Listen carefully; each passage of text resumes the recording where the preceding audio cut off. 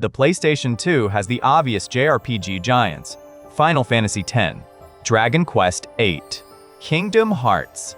But some of my favorite games on the system are the ones people talk about far less often. So after covering hidden gems on the original PlayStation, I wanted to do the same for the PS2. These are 10 PS2 JRPGs I have actually played and would still recommend today. This is not a worst to best ranking. I have my own tier list, but I have never ranked every game inside each tier against every other one, so the order here is just for the video. And I am using hidden gem pretty loosely. Hardcore JRPG fans will know some of these. The point is that they deserve much more attention than they get.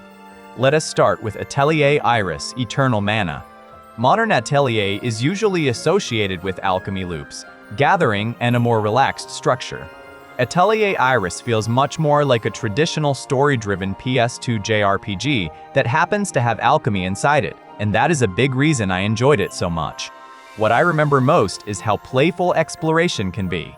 You get field tools that let you interact with the environment, burning obstacles, changing forms, and even turning into a bunny to reach places differently. Those little ideas make moving through the world feel more involved than simply walking from one chest to the next. I have this one in A tier. If you like classic turn-based RPGs and have always assumed Atelier is not for you, this is the entry I would point you toward first. Legaia 2 is one of those sequels that seems to have almost disappeared from the conversation. Its biggest hook is still the battle system. Instead of selecting a basic attack and watching it happen, you build combinations from directional commands and discover arts.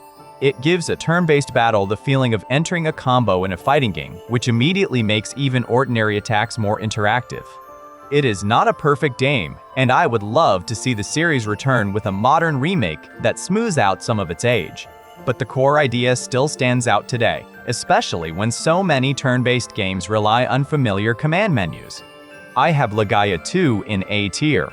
If the phrase turn-based martial arts combo system sounds interesting to you, this is absolutely worth digging up. Wild Arms 5 is another game I have in A tier, and its battle system is the main reason it belongs here. Battles take place across a small field of hexes. Position matters. Multiple characters can occupy the same hex, and attacks or magic can affect everyone standing on a target space. It is turn-based, but there's a light tactical layer constantly asking you where everyone should stand rather than only which command you should choose. Then you have the Wild Arms identity on top of that. Western imagery, deserts, guns, ruins, and science fiction ideas mixed into a JRPG world. Wild Arms used to be one of Sony's recognizable RPG series. Today it feels strangely absent. Until it comes back, Wild Arms 5 is one of the best places to see why the series deserved to survive. Valkyrie Profile 2 is probably the least visually hidden game on this list, because it can still look shockingly good for a PlayStation 2 title. But mechanically, it is even more interesting. You move around the battlefield while enemies have attack zones, try to find a safe route into position, and then every face button represents a different party member when you unleash your attacks. Once everything clicks, battles become a mixture of positioning, timing, and building a huge combo. It is very different from the first Valkyrie Profile and honestly very different from most JRPGs full stop. I rank it in A tier. The frustrating thing is that this is exactly the kind of PS2 game that would benefit enormously from a modern remaster, higher resolution, cleaner presentation, and otherwise just let that battle system do its thing. Tales of Destiny, Director's Cut, is a slightly different kind of hidden gem, because for English-speaking players, it was hidden behind a language barrier for years. This is the expanded PlayStation 2 version of the Tales of Destiny remake, and there is now a full English fan translation. That matters because underneath the Japan-only status is one of the fastest and most satisfying two-dimensional Tales battle systems. The movement is quick, combos flow beautifully, and the sprite work has aged far better for me than a lot of early three-dimensional RPGs from the same era. I have it in A tier, and the English patch removes the biggest reason most Western Tales fans never touched it. If you like the series but mostly know Symphonia, Abyss, Vesperia, and the newer games, this is one of the easiest recommendations on the list. Radiata Stories is a game I wish more modern RPGs learn from. The city does not feel like a collection of NPCs waiting forever for you to press the talk button. Characters have routines. They move around according to the time of day, go to different places, and feel like they have lives outside the player. And a huge part of the game is meeting and recruiting people from that world. Then the story eventually forces a major choice that changes which side of the conflict you follow. It gives the game a surprisingly replayable structure for something that initially looks like a light-hearted action RPG. I have Radiata Stories in A tier. It is charming, unusual, and still trapped on the PlayStation 2. Of everything here, this is one of the games I most want to see rescued by a remaster.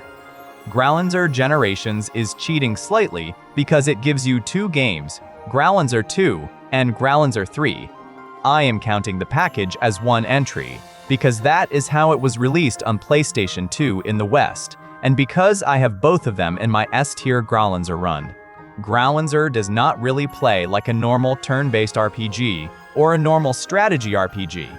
Battles unfold in real time while you issue commands, move characters, protect objectives, and react to what is happening across the map.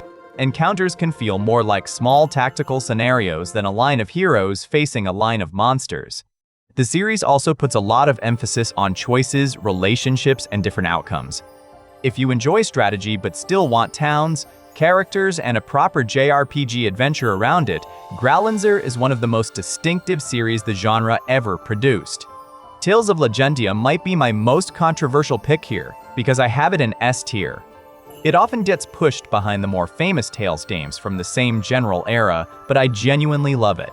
The setting on the enormous legacy gives the game its own identity, the cast grew on me, and the soundtrack is one of the things that immediately separates Legendia from the rest of the series. The combat is older and simpler than what Tales eventually became, so I understand why it is not everybody's favorite. But I think focusing only on that misses what the game does well, especially once the character-focused second half starts paying more attention to individual party members. Legendia is exactly why I like making hidden gem videos. Sometimes the interesting recommendation is not the universally praised game. It is the one you loved much more than everyone told you that you should. And now we get to a series that I think deserves far more attention in general, Artonelico. The first game, Melody of Alemia, looks like a traditional two-dimensional turn-based RPG, but music is built into the world and the battle system. Your Ravital can sing song magic while the rest of the party protects her, and the longer a song develops, the more powerful its effect can become. Outside battle, the Cosmosphere system lets you dive into a character's inner world. It is part character development, part strange visual novel-like journey through fears, memories, and emotions, and it connects directly back into the magic system. I have the whole original Artonelico trilogy in S tier. The first game is where that mixture of music, relationships, world building, and JRPG mechanics first completely clicked for me. Artonelico 2 takes almost everything unusual about the first game and makes the actual combat far more active. You are still protecting Ravitels while they sing, but now defending them involves timed inputs, attacks are more involved, and the two singers can work together in ways that make the whole party feel interconnected. It is one of those battle systems where describing it makes it sound much more complicated than it feels once you are actually playing it. The reason I put both Artonelico games in this video is simple. They are both S tier for me, and almost nothing else feels like them. The music is not decoration. The relationships are not separate from the mechanics. The setting, the songs, and the battle system all feed into the same identity. If this video gets even one person to finally try Artonelico, then this list has done its job. Those are 10 PlayStation 2 JRPGs I think deserve more attention, but the PS2 library is deep enough that I could easily make another list. So tell me in the comments, what PS2 JRPG would you add, and which of these should I cover properly in its own video? And if you enjoy JRPGs, fan translations, mods, and games that deserve another look, like the video and subscribe. There is a lot more buried in this generation.